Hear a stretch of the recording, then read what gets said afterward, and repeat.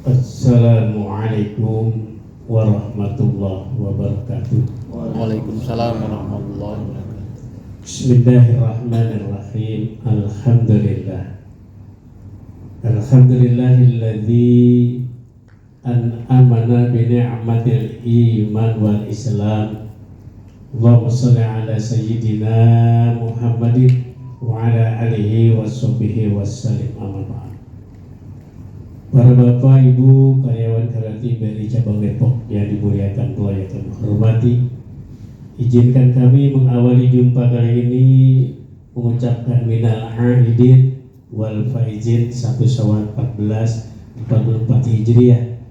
Mohon maaf lahir batin, mudah-mudahan kita semua dipanjangkan umur bisa berjumpa dengan Ramadan tahun depan, dan semua amal ibadah kita Ramadan yang wajib, yang sunnah tercatat sebagai amal baik untuk dari kelak nanti. Amin ya rabbal alamin. Kita bersyukur telah dapat menjalankan tugas dan kewajiban berpuasa sebulan lamanya. Kita bertarung, berjuang di medan laga melawan bisikan nafsu. Kita tatah jiwa dan raga kita, menahan lapar dan dahaga di siang hari, bermalam itikaf, bermunajat kepada Allah Subhanahu wa ta'ala.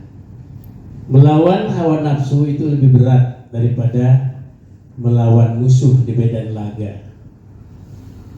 Karenanya Nabi kita Muhammad sallallahu alaihi wasallam sekembalinya dari pertempuran Badar, beliau berbicara di depan para sahabat, raja'na min jihadil asghar ila jihadil akbar. Wahai sahabatku, kita baru kembali dari pertempuran yang kecil ila jihadil akbar, dan bakal masuk kepada pertempuran yang besar. Sahabat ternyuh mendengar ucapan Nabi. Karena perang Badar menurut para sahabat perang yang dahsyat, perang besar, sehingga ada sahabat bertanya, ya Rasul, perang Badar berkecamuk dengan maut, berkuah darah, bergeberi suara tombak dan pedang. Banyak sahabat-sahabat kita yang gugur di medan pertempuran. Kau katakan perang kecil, lalu perang besar itu apa ya Rasul? Qala jihadun nafs, perang melawan hawa nafsu. Karena diri kita ada di dalamnya perang melawan hawa nafsu. Betul gak Pak? Kalau nafsu yang sudah menjadi kendaraan dalam hidup kita, ini penyakit yang pertama nih, rakus, tomak, dan serakah. Betul gak kira-kira Pak? Tidak pernah merasa cukup, tidak pernah merasa puas. Sudah 1 mau 2, sudah 2 mau 3 ya. Ini kalau nafsu. Makanya ada orang hebat, orang pintar bilang apa? Itu kan sunnah Nabi. Itu betul Pak? Ya, pakai 2, 3, dan 4. Dalilnya sunnah Nabi. Padahal Nabi tidak pernah nikah sebelum Khadijah meninggal. Gitu.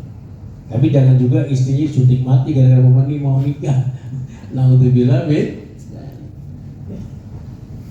Nafsu juga yang membuat manusia angkuh, egois, tidak mau dikritik, merasa paling benar, merasa paling hebat, yang lain salah. Dan ini berlaku bahkan terjadi di dalam masyarakat muslim ya. Yang sholat tarawih merasa benar, yang 11, yang lain yang 2, 3 dengan witir. Betul gak Pak? Yang merasa dirinya 23 paling benar, membid'ah-bid'ahkan yang 11 ya.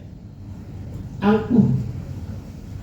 Yang merasa subuhnya nggak pakai kunut yang benar, nyalain yang subuhnya pakai kunut. Yang subuh pakai kunut, nyalain yang tidak pakai kunut. Saya pernah ditanya, Pak Ustadz, sholat subuh bagusan mana, kunut dengan tidak? Saya jawab, bagusan yang tidak pakai kunut bagi yang tidak pakai. Bagusan yang pakai kunut bagi yang pakai kunut. Yang salah yang mana? Yang nggak pernah sholat subuh. Apalagi tanggal 2 Syawal kemarin, kesianan semua mayoritas. Ya. Kenapa? Malam takbiran begadang, 1 Syawal silaturahim ke sana kemari, akhirnya tidur kemalaman, bablas subuh kesiangan. Ada nggak begitu Bu? Mana orangnya? Nafsu juga yang membuat manusia terjerumus ke lembah dosa dan maksiat. Tidak bisa membedakan mana yang benar, mana yang salah, mana halal, mana haram. Tidak bisa membedakan ini uangnya negara, uang rakyat, atau uang pribadi. Karena terbayang di dalam dirinya dengan uang yang banyak, harta yang berlimpah akan membuat hidup menjadi bahagia. Mati dah tuh.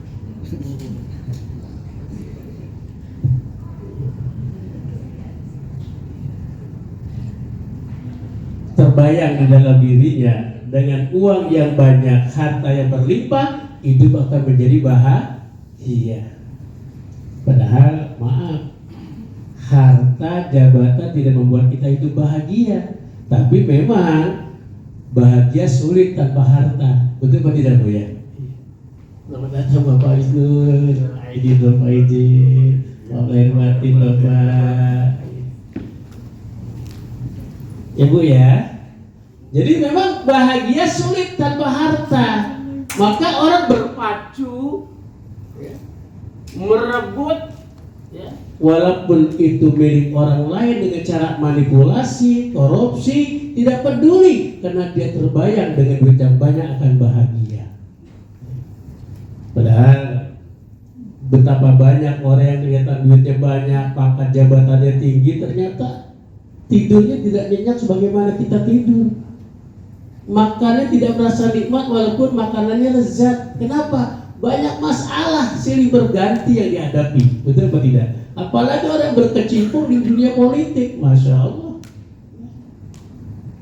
Cuma orang yang beriman hidupnya tenang ya. Dokter tidak mampu memberikan resep penenang jiwa. Apotek 24 jam juga tidak ada obat penenang jiwa. Adanya cuma di Al-Quran. Ala bidzikrillah tatmainnul qulub. Dengan berzikir hati menjadi tenang. Jadi jamaah yang dimuliakan Allah, saudara-saudara kami, Ramadan telah menata kita. Sekarang saatnya kita membuktikan. Ibarat HP yang sudah kita cas sebulan lamanya atau berjam-jam, baru kita buktikan setelah selesai dari pengecasan. Betul apa tidak Pak? Kita sebulan Ramadan dicas iman kita. Sekaranglah saatnya membuktikan. Menangkah kemarin Ramadan sebulan? Saatnya kita membuktikan. Kalau makin baik hubungan kita kepada Allah, makin baik hubungan kita kepada sama manusia, itu tandanya Ramadan puasa kita diterima oleh Allah Subhanahu wa Ta'ala. Rujukan untuk lagi ini coba sama-sama kita renungi, kita kaji surah ketiga ayat 134. Itu saja. Surah ketiga ayat 134. Di situ Allah berfirman, alladzina yunfiquna fis-sarra'i wad-dharra'i wal kadhiminal ghaidha wal 'afina 'anil nas wallahu yuhibbul muhsinin. Satu ayat Al-Imran 134. Jadi orang-orang yang bertakwa, nah ini sasaran ibadah semuanya. Sasaran ibadah semuanya membuat kita bertakwa. Seperti apa? Sholat. Apa sasarannya? Tanha anil fahsya iwal munkar. Pergi haji, fala rafasa wala busuko wala jidal. Puasa yang kita kerjakan sebulan, sasarannya la'allakum tattaqun, menjadikan kita orang yang bertakwa. Siapa orang bertakwa? Jelas yang pertama, alladzina yunfiquna fis-sarra'i wad-dharra. Dia senang bersedekah, senang berinfak baik dalam keadaan lapang ataupun sempit. Duit lagi banyak ataupun duit lagi sedikit. Kalau duit banyak, sedekah kayaknya biasa, wajar, betul nggak? Kan yang luar biasa, dirinya susah, buat keluarga masih kurang, ada adik datang mau ngasih, itu yang luar biasa. Ya. Ada sahabat Nabi namanya yaitu Sa'labah dia. Ya. Jadi sahabat Nabi tiap hari ke masjid. Ya. Begitu tiap hari ke masjid, suatu hari subuh nggak kelihatan di masjid. Ya. Sampai sholat selesai Nabi bertanya, kemana sahabat kita? Ya, siapa yang tahu rumahnya? Akhirnya dia bawa, diantarin oleh sahabat yang lain ke rumah. Ya. Begitu sampai di rumahnya, ternyata bertemu dengan istrinya. Langsung tanya, Bu, Saiban kemana? Kok nggak ada subuh dari tidak sholat subuh pagi ini? Apa jawab istrinya? Suami saya telah meninggal kemarin ya Rasul dan sudah dimakamkan. Innalillahi wa inna ilaihi raji'un. Ya Rasul, saya mau tanya nih, katanya. Sebelum suami saya meninggal, suami saya sempat mengucapkan 3 kata. Apa yang diucapkan? Aduh, kenapa tidak yang jauh? 1. Aduh, kenapa tidak yang banyak? Aduh, kenapa tidak yang baru? La ilaha illallah, tutup mata. Itu suami. Apa artinya Rasul? Apa jawab Nabi? Waktu suami kamu mengatakan, aduh kenapa tidak yang jauh, perjalanan dari rumah ke masjid yang 3 jam untuk berjamaah dipertunjukkan oleh Allah, maka dia berteriak, aduh kenapa enggak yang jauh 5 jam gitu loh. Masya Allah, 3 jam perjalanan masih berteriak karena diperlihatkan pahalanya. Kita dari rumah ke masjid berapa menit Pak? Kadang-kadang masjid cuma buat alamat rumah ya. Ke masjid biar datang lah tahun sekali. Ya Allah. Aduh kenapa tidak yang banyak? Oh waktu itu Sa'ban suami kamu pernah cerita sama saya, mau makan datanglah pengemis, akhirnya separuh dimakan separuh dikasih pengemis, diperlihatkan pahalanya oleh Allah. Maka dia bertanya, aduh kenapa enggak yang banyak ya. Lalu mengatakan yang ini, aduh kenapa tidak yang baru? Waktu itu musim dingin, mau ke masjid pakai baju yang bagus di dalam, dilapisi dengan baju yang kurang bagus. Di jalan berjumpa dengan orang menggigil kedinginan, dibuka bajunya, dikasih orang yang kedinginan, lalu dipertontonkan pula oleh Allah. Dia berteriak, kenapa enggak yang bagus? Nah, ini penyakit kita kadang-kadang. Ya, baju dijelek dikasih orang. Ya, orang juga yang dikasih banyak yang jelek-jelek. Betul tidak Pak? Maka sebaik-baik manusia yang baguslah yang dikasih orang. Coba renungan yang kedua, surat 63 ayat 10 Al-Munafiqun. Surat ke-63 ayat 10. Apa Allah berfirman di situ? Wa anfiqu mimma razaqnakum min qabli ayyatiya ahadakumul maut fayaqul rabbi laula akhartani ila ajalin qarib ya fasaddaq wa kum minas sholihin. Surat ke-63 ayat 10. Apa kata Allah? Infakkanlah sebagian rezeki yang telah aku berikan kepadamu. Maaf, yang kita miliki semua ini dari Allah. Allah minta sebagian, enggak separuh. Apalagi semua, tidak, cuma sebagian. Sebelum di antara kamu kedatangan ajal. Betul atau tidak? Cepat ataupun lambat ajal akan datang kepada kita. Jangan bicara sakit, yang sehat juga mati. Betul atau tidak? Jangan bicara tua, yang kecil juga mati. Maka hakikat hidup ini cuma nunggu giliran ya. Betapa banyak saudara kita yang tidak finish sampai ke 30 hari Ramadan. Betul apa tidak? 20 hari balik, 26 hari tinggal 4 hari lagi lebaran balik. Kan tanggung banget itu. Kalau bisa biar tunda dah. Nah inilah bersedekah ya. Sampai dibilang Rabbi laula akhartani ila ajalin qarib.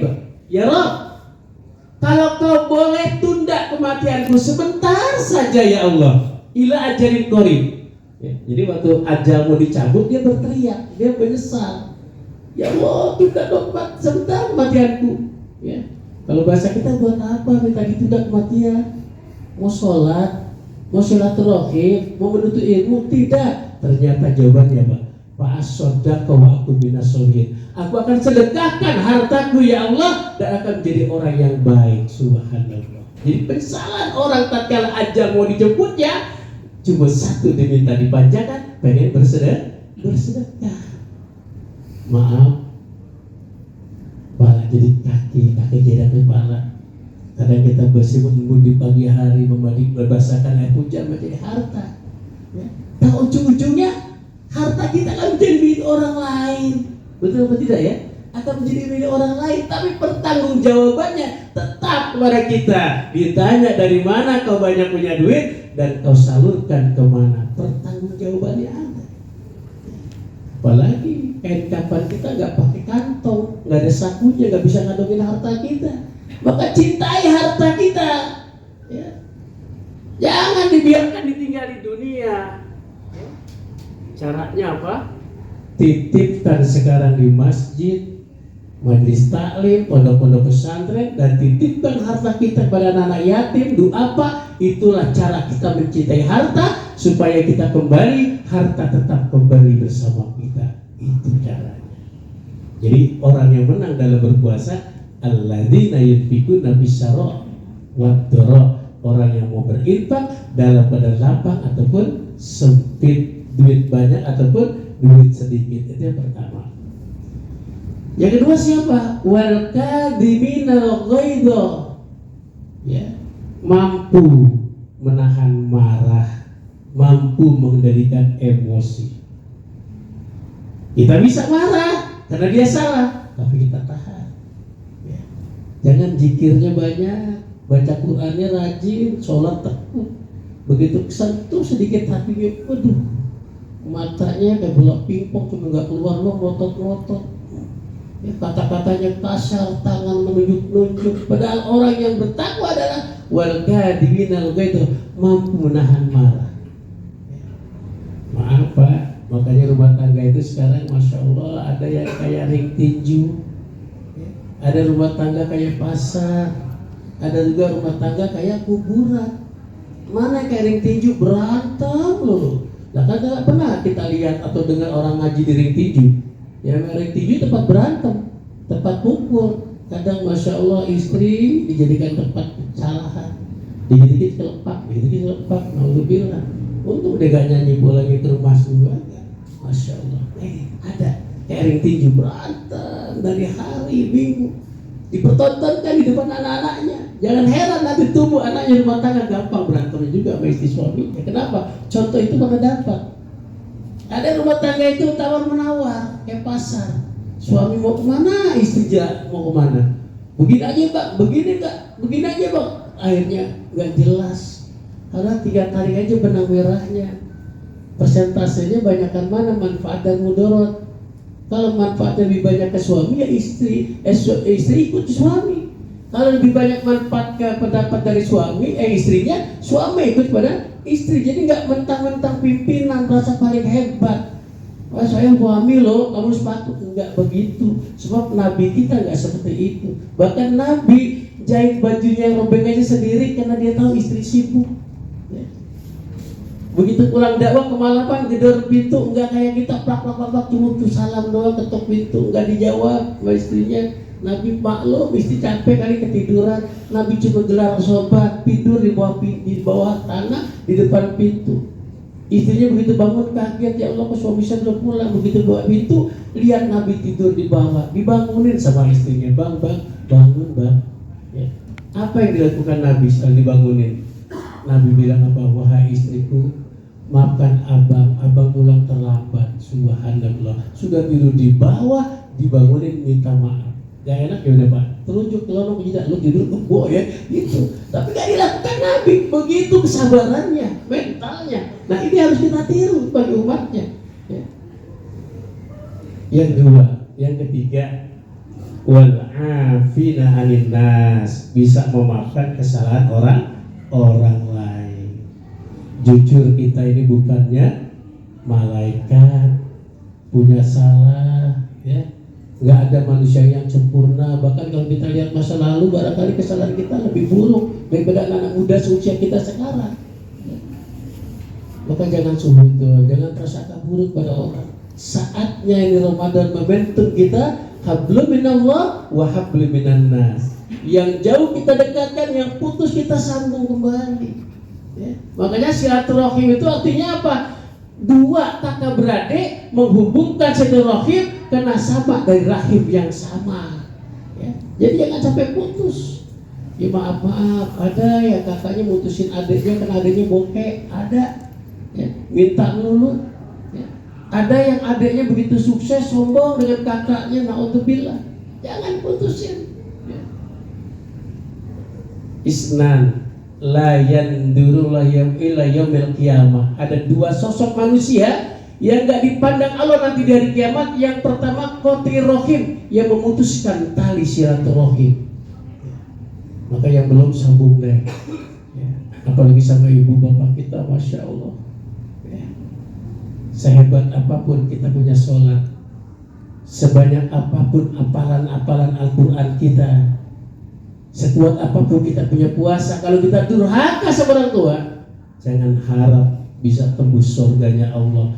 Baunya surga gak akan mencium ya. Ingat, kesuksesan kita, keberhasilan kita ada salah satunya dari doa kedua orang tua kita. Betul atau tidak ya? Walaupun ada di sudut desa yang jauh, parangi, datangi. Maka tradisi pulang kampung lebaran itu tradisi yang baik karena ingin mengabdi, ingin mencari ridho, keikhlasan orang tuanya yang sekian lama barangkali gak pernah pulang. Begitu Ramadan berpayah-payah walaupun satu motor berempat dengan anaknya belum sampai dengan bawaannya, hanya ingin mencari ridho orang tua. Subhanallah ya. Jangan sampai kita ditelepon orang tua, kita lihat yang telepon mama diamin, gak diangkat, jangan sampai. Bahkan sesibuk apapun kita rapat, kalau sudah yang telepon orang tua, angkat dan diminta datang, kita datang, bilang sama teman-teman di tempat rapat. Bahkan pimpinan kita juga punya orang tua yang pasti mengerti hal itu. Betul tidak Pak? Ada seorang ibu telepon anaknya, nah apa yang membuat kamu gak pernah mau jumpa ibu? Nah aku sibuk Bu dengan tugasku. Sebulan kemudian ibu telepon lagi, nah ibu dengar kamu baru beli mobil. Nah iya Bu, pintar memang anak ibu nyenengin istri dan anak-anaknya. Gak lama telepon lagi, nah ibu dengar kamu baru bangun rumah. Betul Bu, luar biasa anak mama ya, bisa melindungi istri dan anaknya. Gak lama sebulan kemudian telepon lagi, nah ibu tadi di pasar ketemu dengan teman kamu, banyak cerita. Katanya kamu baru beli anak anjing dari Belanda 40 juta harganya, kamu mandiin, kamu jaga, kamu kasih makan. Betul nak? Betul Bu. Apa kata ibunya? Ingat tak? Pesan kata-kata ibu yang terakhir, ingatlah ya Allah, kalau boleh aku lahir hanya 2 kali ya Allah, jadikan aku seekor anjing ya Allah, agar aku ditatap, dijaga, dirawat, diberi makan oleh anakku ya Allah. Subhanallah. Tidak lama ibunya meninggal dunia. Innalillahi wa inna ilaihi raji'un. Anaknya durhaka. Ini jamaah yang dimuliakan Allah ya. Marilah ingat-ingat kepada siapa kita yang butuh silaturahim sambung ya, terutama orang tua kita, bapak kita, bahwa di kesuksesan kita, di keberhasilan kita, jangan lupa ada doa keduanya sebagai penutup. Sahabat Nabi yang bernama Abu Bakar As-Siddiq pernah berkunjung ke rumah anaknya setelah Nabi wafat 2 hari. Di tengah-tengah bicara, ayahnya berbicara dengan dan bertanya kepada istri Rasulullah, ya anakku, ada nggak akhlak Nabi yang abah belum tiru selama ini? Anaknya bilang, ada abah. Apa nak? Setiap hari suamiku ke pasar, bawa roti, kasih makan pengemis Yahudi buta yang mencaci, yang menghina suamiku. Yahudi buta, pengemis, menghina Nabi, tapi Nabi datang ke pasar ngenyangin orang tersebut. Akhirnya besok mau ditiru oleh Sayyidina Abu Bakar, bawa roti ke pasar, dicari dari kejauhan, sudah dilihat ada pengemis buta berteriak-teriak, mana sahabatku yang baik hati, aku sudah 2 hari lapar, gak ada yang peduli. Oh ini yang diceritakan anakku. Abu Bakar mendekat, Dari terompah langkahnya itu terdengar oleh pengemis, wahai sahabatku, cepat, aku lapar, tidak ada yang berikan makan aku. Disuapin oleh Sayyidina Abu Bakar. Begitu lagi ngunyah, dia bilang apa? Ya sahabatku, makin kurang ajar tuh Muhammad, sihirnya makin hebat, sudah banyak orang menjadi pengikutnya. Padahal dia ngomongnya dengan orang yang berbeda. Dan setiap hari memang Nabi, tapi sudah wafat. Wah, terus dijelekin. Kesel Abu Bakar Siddiq, dijejelin tuh roti ke mulutnya, ditepis oleh pengemis. Siapa kamu? Kamu pasti bukan sahabatku yang baik hati. Sahabatku tangannya lembut, tidak kasar seperti kamu. Betul, aku bukan sahabatmu. Aku Abu Bakar As-Siddiq. Yang kau caci maki, yang kau hina baru adalah sahabatku. Dialah Muhammad yang berikan makan kamu tiap hari. Sudah 2 hari wafat, aku ikut menguburnya. Dipegang tangan Abu Bakar, menangis pengemis. Ya Allah, saksikan sekarang aku masuk Islam, aku akan menjadi pengikut Nabi Muhammad. Begitu mulia akhlaknya. Jemaah yang dimuliakan Allah, yuk kita tradisikan hidup 3 perkara tadi. Ya, kita subur kembalikan dalam rumah tangga, berbagi. Yang kedua, kita pandai menahan marah. Dan yang ketiga, mau memaafkan kesalahan orang lain. Mudah-mudahan dengan 3 hal ini satu tanda bahwa puasa kita Ramadan kemarin bernilai di mata Allah Subhanahu wa taala, bukan sekedar sah tapi bernilai di hadapan Allah Subhanahu wa taala. Demikian, kita masih ada yang mau dilanjutkan dengan perpisahan. Dari saya cukup ya. Baik, kita berdoa lebih awal, mudah-mudahan di dalam menjalankan tugas diberikan kemudahan, kesuksesan, kelancaran. Semua kita diberikan kesehatan, panjang umur, berjumpa kembali dengan Ramadan tahun depan. Al-Fatihah. A'udzubillahi minasyaitonirrajim. Bismillahirrahmanirrahim. Alhamdulillahirabbil alamin, arrahmanirrahim, maliki yaumiddin. Iyyaka na'budu wa iyyaka nasta'in. Ihdinas siratal mustaqim, siratal ladzina an'amta 'alaihim ghairil maghdubi 'alaihim waladdallin. Wa qul yakrim bi rahmatika arhamar rahimin. Allahumma inna nas'aluka rizqan thayyiban wa ilman nafi'an wa amalan mutaqabbalan. Allahumma ja'alna wa auladana min ahlil khair, min ahlil khair, min ahlil khair bil ilmi wal Qur'an. Rabbana atina fid dunya hasanah wa bil akhirati hasanah wa qina adzabannar. Walhamdulillahirabbil alamin. Selamat bertugas. Assalamualaikum warahmatullahi wabarakatuh.